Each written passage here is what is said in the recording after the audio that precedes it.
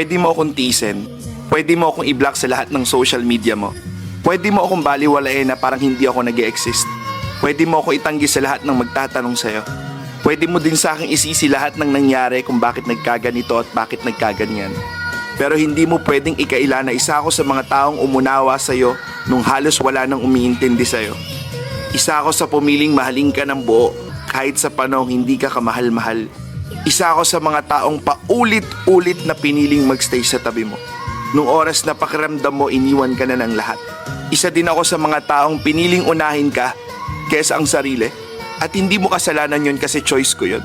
Isa din ako sa mga taong minahal ka ng sobra-sobra. To the point na wala na akong inisip kundi ang mapasaya ka.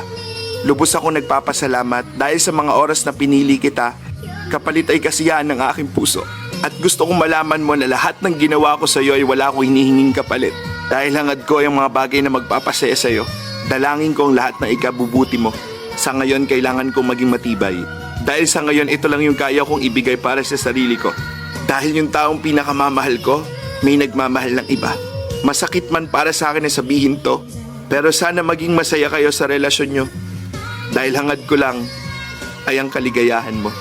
Mag-iingat ka palagi, alagaan mo yung sarili mo. At sana wag mong biglang iwanan yung mga taong hindi ka iniwanan sa panahong walang-wala ka.